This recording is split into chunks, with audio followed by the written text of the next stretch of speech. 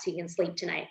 But yes, welcome to CCHF, Christian Community Health Fellowship. We as a staff almost all of us are here, so we don't always get to be together, and definitely not with you. And today our special guest is going to be Steve Noblett, who is the CEO of CCHF. So he's going to share some thoughts with us later. But first, we are going to start with our chai making. So if you are all ready with all of your ingredients, let's get started on making chai.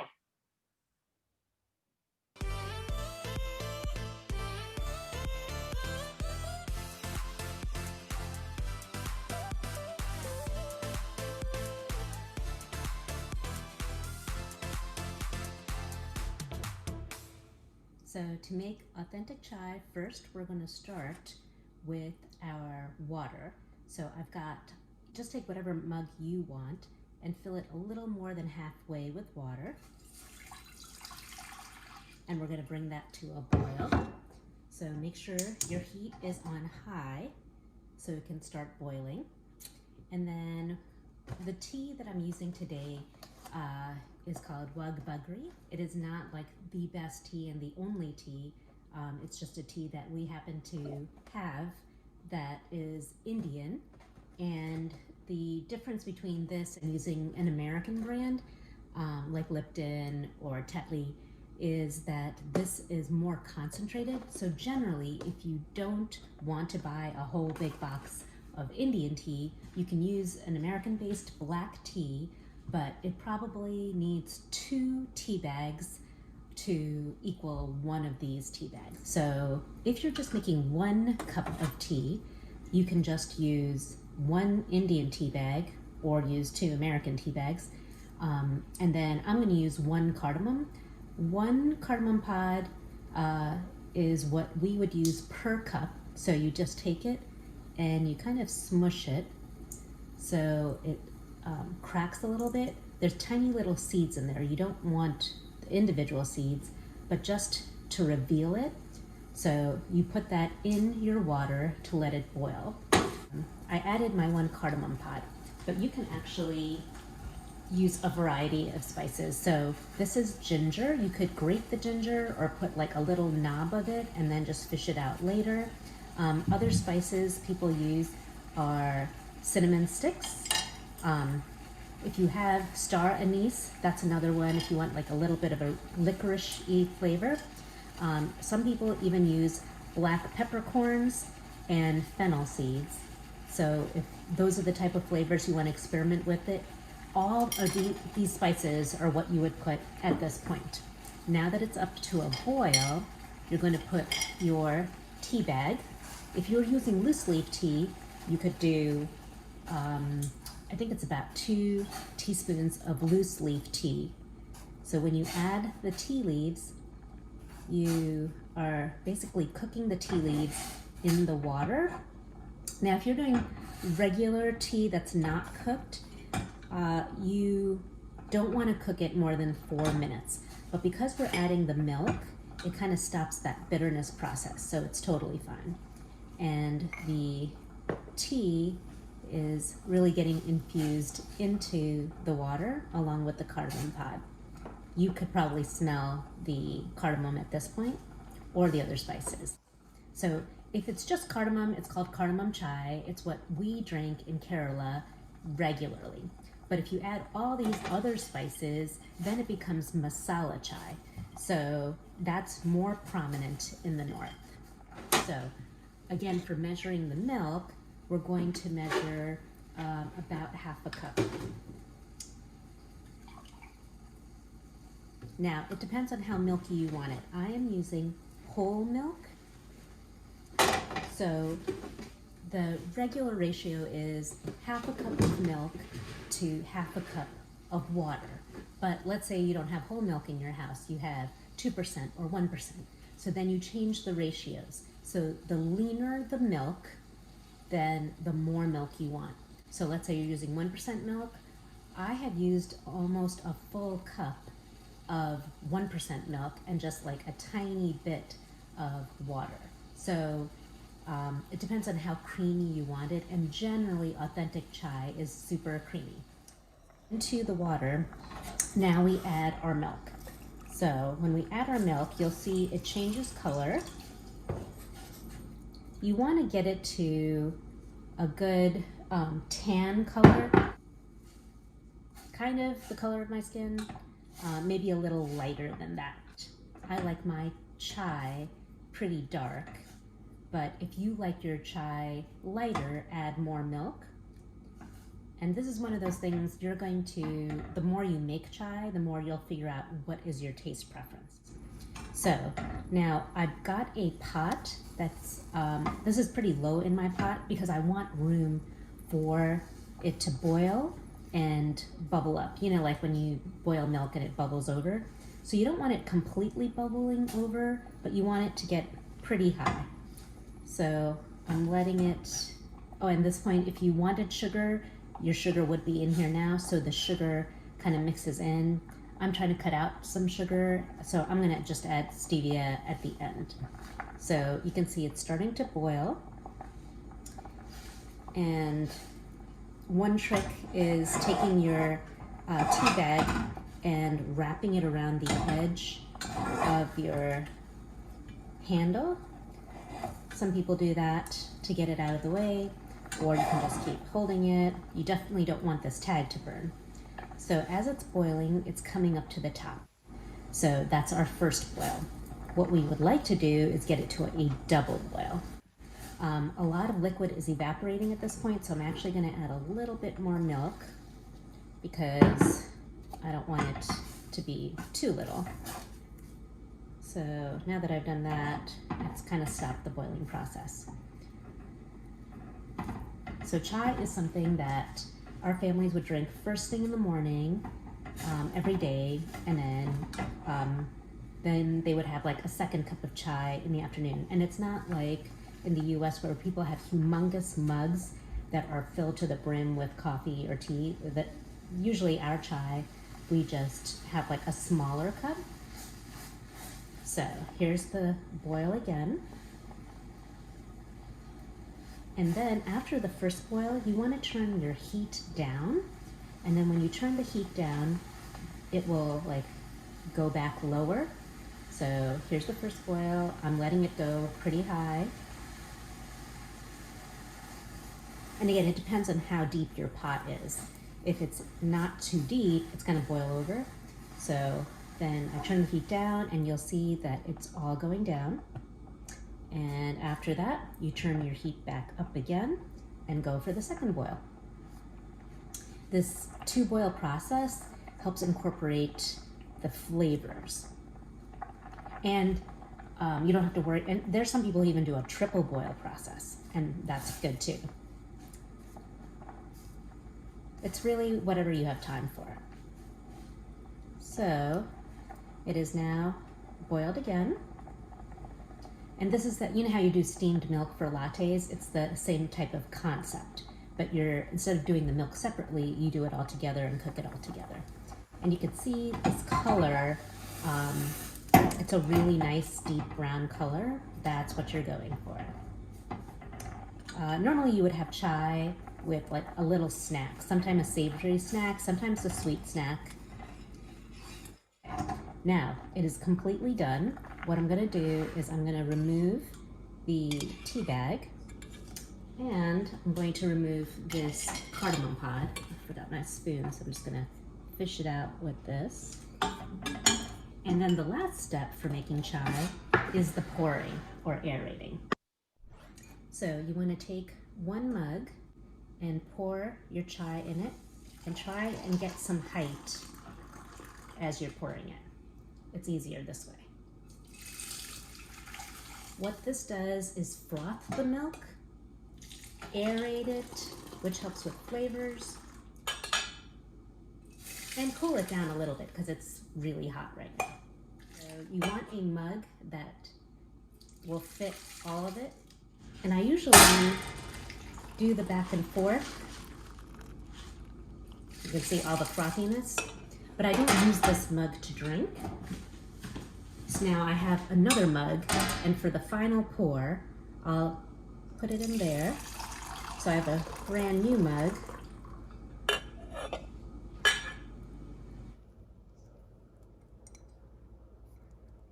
That is your cup of chai.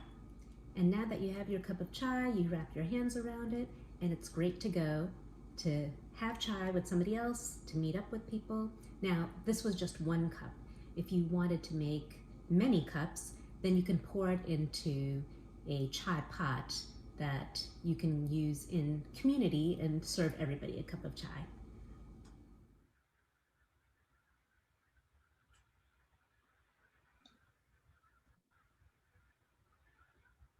Well, I hope that you all got to have your chai. Question, why do we use a separate mug for drinking?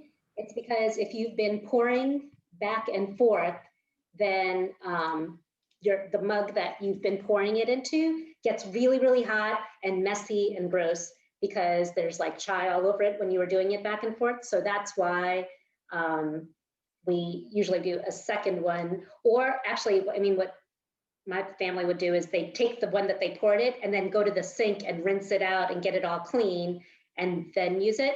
But I don't do that. I just get a separate mug so then it's cool, so then I can hold it. Otherwise the mug is too hot, and so then I can't hold it. If anybody else has any other questions, you can put it in the chat and I can respond to you specifically.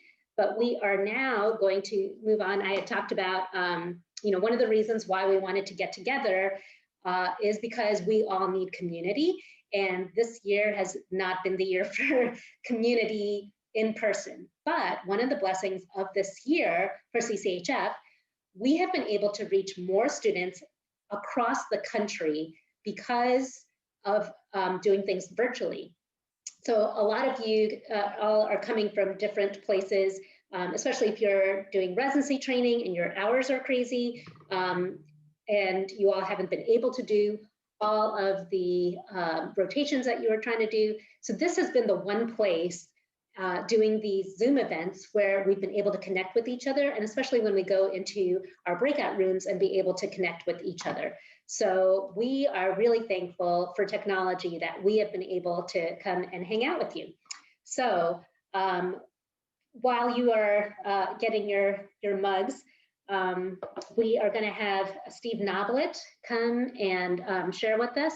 Steve is our CEO for CCHF.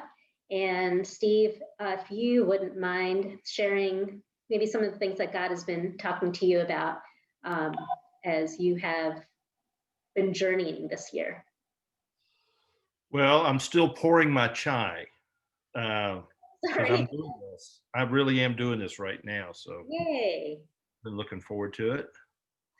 So Steve had sent me a message earlier because Steve is what, when it comes to cooking, is what some people would call extra, where he didn't just do the one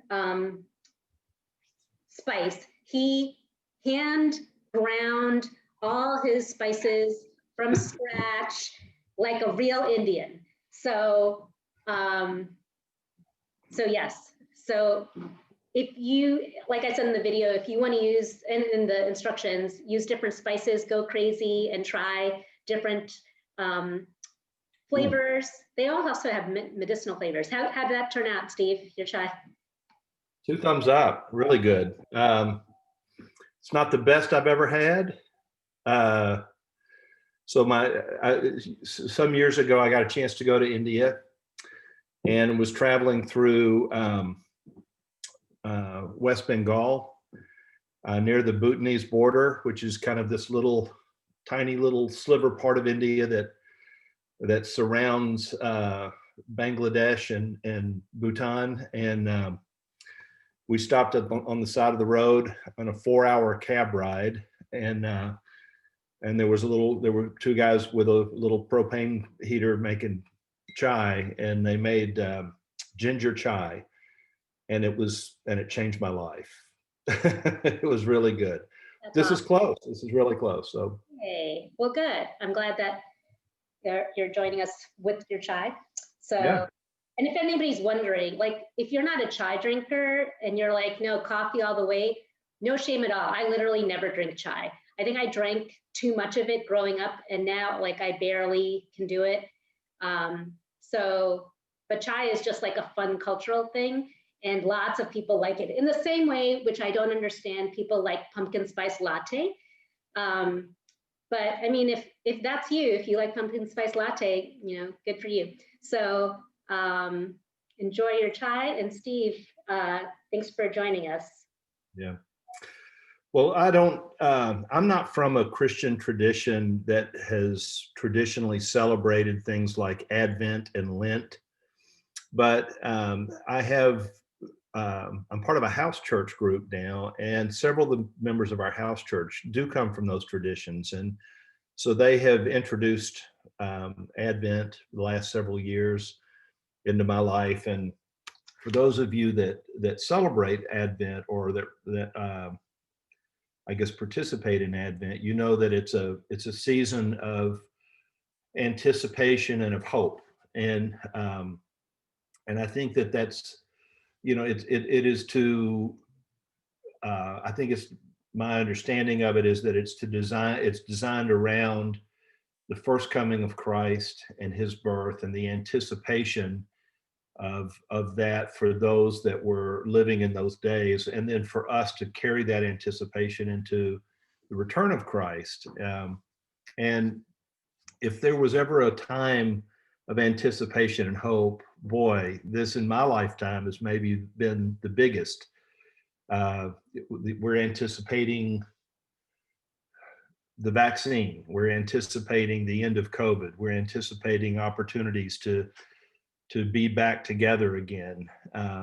There is some hope that we maybe see light at the end of the tunnel, although it seems like the tunnel's taken a deep dive right before the end. And things. So I've been really thinking a lot about just about the Christmas story in general. And I think one of my favorite parts of the Christmas story is the story of the angel and the shepherds. The angels had a big part in the Christmas story. They were announcers. They came and there was an angel that talked to John the Baptist's dad. There was an angel that talked to Mary, another angel that talked to Joseph, and on the night of Christ's birth, which, if you think about it, was at that time, it was the greatest event in history. I mean, greater even than creation. Creation was God basically setting a stage to do what he was going to do in the life of his son, Jesus. And even Adam and Eve were, we find that they were designed after a pattern that God had in his mind. We were actually made in the image and likeness of God. And that image and likeness was the image and likeness that he had in mind in Christ. And so, here was everything in creation was leading up to this point. And this cataclysmic, amazing, ultimate historical event. And God chooses to announce that by sending this huge, majestic angel, this terrifyingly glorious, powerful being, spiritual being.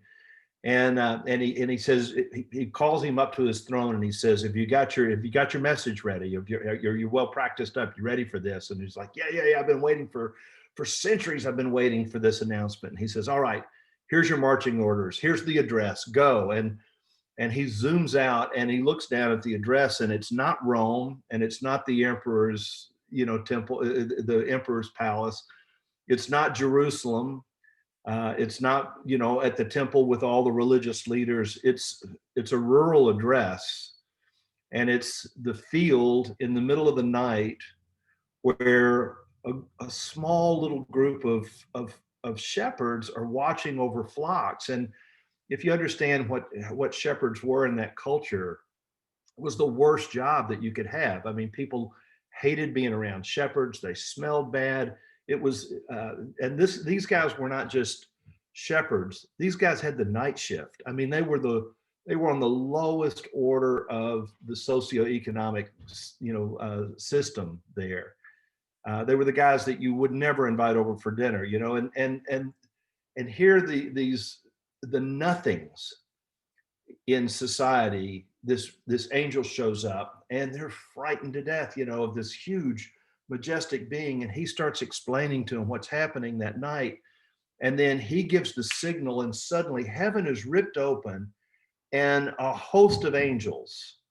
So I don't know if you've ever seen any of the Lord of the Rings trilogies, but when you think of a host of angels, don't think of a handful of little chubby, slightly overweight infants with little cute wings. I mean, think of these majestic, huge, overpowering, overwhelming beings. There was one angel that put 100,000 people to death in the Old Testament in one night. And so these massive, powerful, glorious beings, and think of an entire army as far as you can see with your eyes of these things. And these angels suddenly show up in this field, and God shares that moment with the very least in society. And I love that story for so many reasons. One is it shows me that God values what we don't value. That God's values are so different than our values, that God was unimpressed to send the angels to talk to Caesar or talk to some great military commander or even some great religious leaders, but that he shared that moment, that historical moment, with people that were the ones you would least expect. And it tells me so much about God, about who he is. And about Christ and the kind of king he would be and the kind of kingdom that he would bring. And that is, to me, that gives me great hope. It gives me great hope that,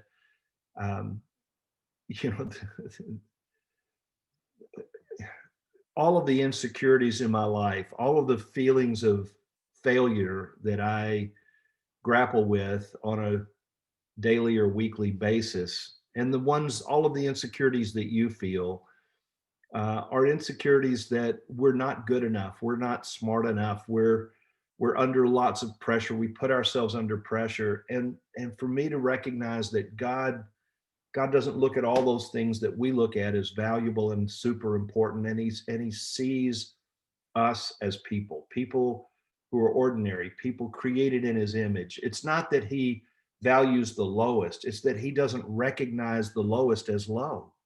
It's that he recognizes all of us as people that he created in his image to know him, which is the highest thing it's the highest thing we can know. It's the greatest privilege of all. And anyway, when I think about a kingdom where those kind of people had the same place of honor and value as anybody else would, that's the kind of kingdom that I want to serve. That's the kind of kingdom that I want to help advance and be an ambassador for. And so I'm just overwhelmed with that again this year in a fresh way. And I hope that you will be too. I hope that this Christmas season, this next week or two, that there'll be an opportunity that you have to just get alone and meditate, think about that scene and what that would have been like to have been present there, and then to recognize that God cares about you in the same way that he cares about them, and that we were chosen to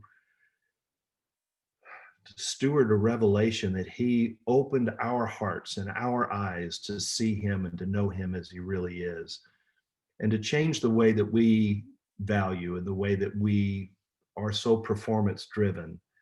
Not so that we're haphazard or not excellent, but that our excellence is a result of who we are in him, not an ambition to somehow or another achieve that, because we've already achieved it in his heart. So anyway, that's just my thoughts. I won't take any more time than that, but because my chai is getting cold for one thing.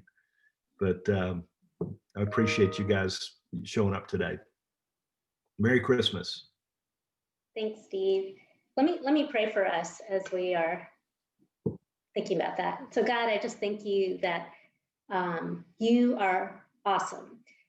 And by awesome, I mean so overwhelmingly bigger, wiser, stronger, better than anything we can ask or imagine. And so as we are celebrating this Advent season, I just pray that we would be aware of your very presence, your sovereignty, your goodness. Thank you for Steve and just even the miracle that a year ago you declared him cancer-free. And who would have thought that? Not us, but in your miraculous ways you have moved in his life. And thank you for his leadership, and just pray for the CCHF staff and the way that we've all been able to come through this year. Lord, I just pray for each one of these residents and students as they are seeking you or wanting to seek you. And sometimes we're at a place of brokenness where the most we can do is just want to. So I pray that you would increase our desire for you, for your kingdom, for your works, for us to see you in everything around us. Thank you for chai and for fellowship and for feasting and for celebration, because those are all your ideas. So I just praise you for that. Thank you, God, for all you are doing. We give you all the glory. In Jesus' name, amen.